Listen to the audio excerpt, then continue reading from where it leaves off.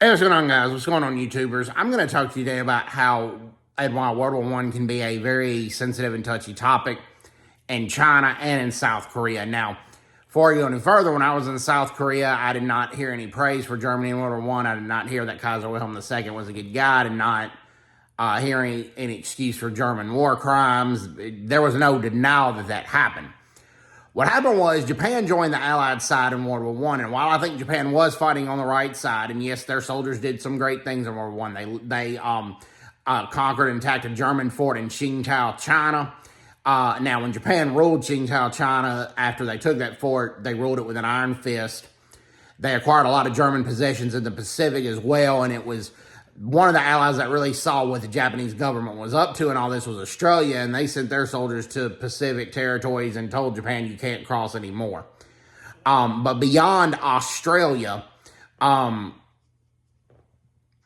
even though Australia and Japan were on the same side of World War I, the United Kingdom, the United States, and France, they were not directly involved in Japan's oppression of South Korea or China in the 1920s or 1930s, but they kind of just like maybe turned a blind eye or looked the other way because of all the good things that Japan did in World War I. And their Navy provided a lot of troop escorts in the Mediterranean Sea. There's a monument in Malta that is dedicated to the Japanese sailors doing that.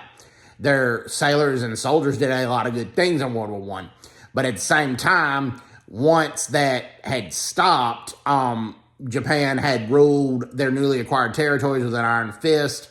They were seeking further expansion, and their oppression in Korea just kind of like doubled down.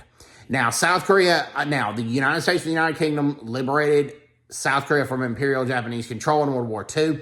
One of many reasons why South Korea is largely a pro-UK and pro-US country to this day. And then also, in the Korean War, the United States and the UK sent soldiers to liberate South Korea from communism. So as far as I know, there's no ill will towards the US or towards the UK for what had happened. But this is why World War I can sometimes be a touch, and Japan's involvement in it can be a touchy issue in China and in South Korea. China did send a labor force and a lot of medical teams to assist the Allies in World War I, but despite that, because Japan also provided a combat role after the war, the Allies typically sided with Japan after World War I in any disagreements. Now, that changed in World War II, particularly when Japan signed an alliance with Nazi Germany. And the Allies, once they realized Japan was doing a lot of their territory ambitions in the 1930s, they stopped selling all the raw materials to Japan, and the alliance they had with Japan just really deteriorated. So, hope everybody's doing well. Take care. God bless. Bye-bye. Bye-bye.